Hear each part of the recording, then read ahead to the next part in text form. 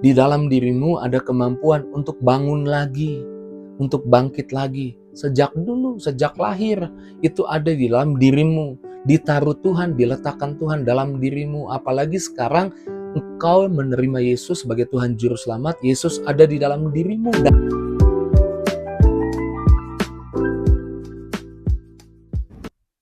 Puji Tuhan, selamat pagi, bergabung lagi di Morning with the Word di YouTube channel saya Mario Marcelo.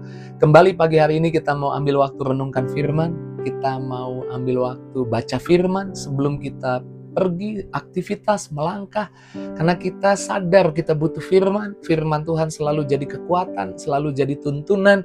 Itu yang membentuk pola pikir yang salah itu dibuang.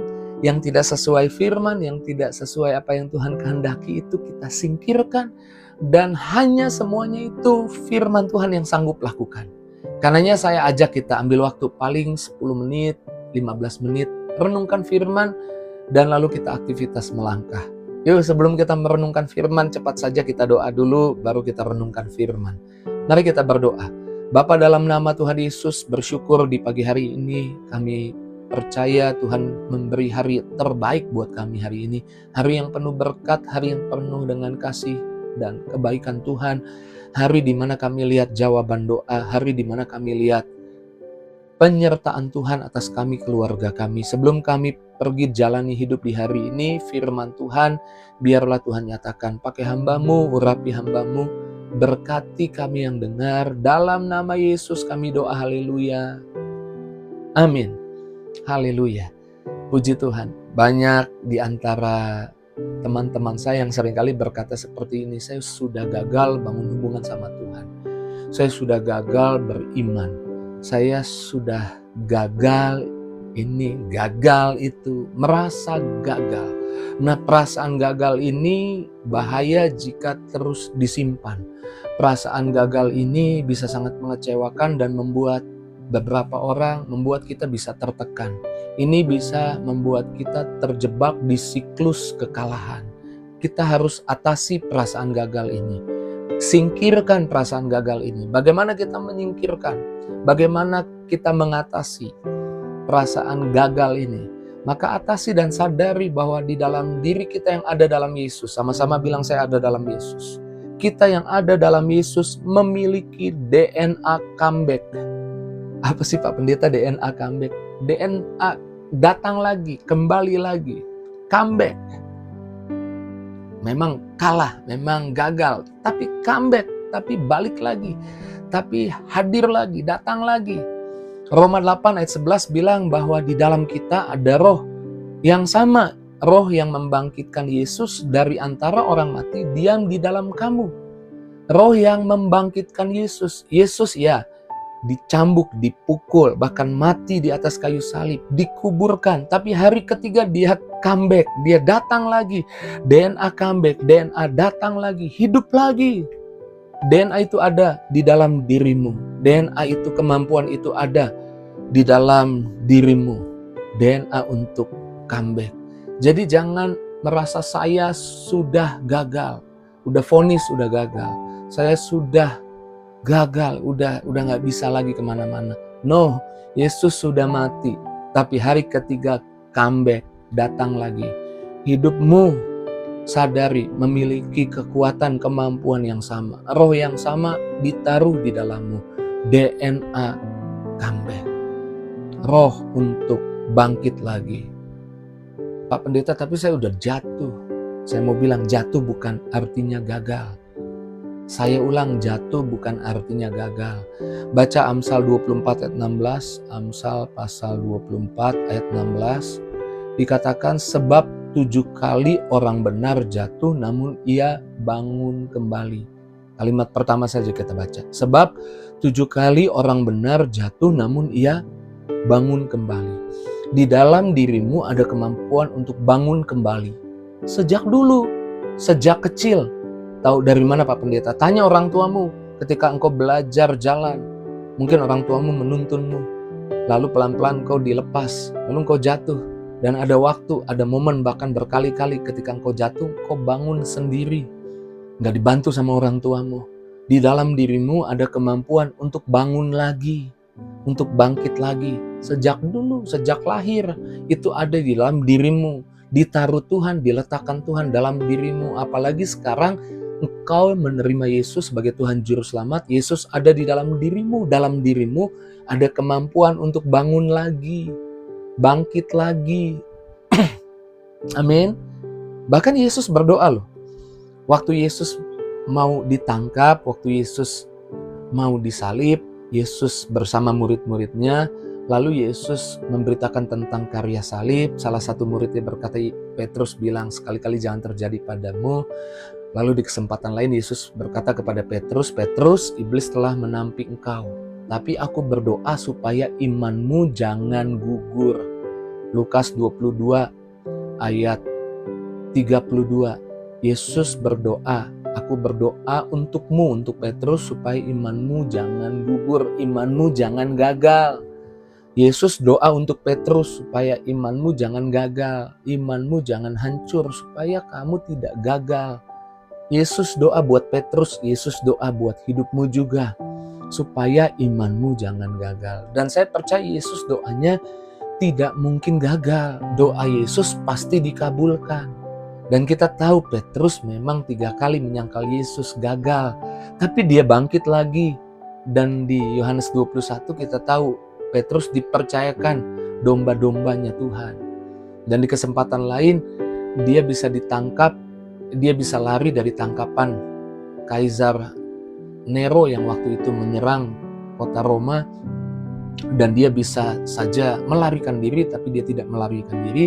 Dan waktu dia disuruh menyangkal Yesus, dia mengaku Yesus, dia setia kepada Yesus, dan akhirnya dia ditangkap, disalib, dia minta disalib terbalik.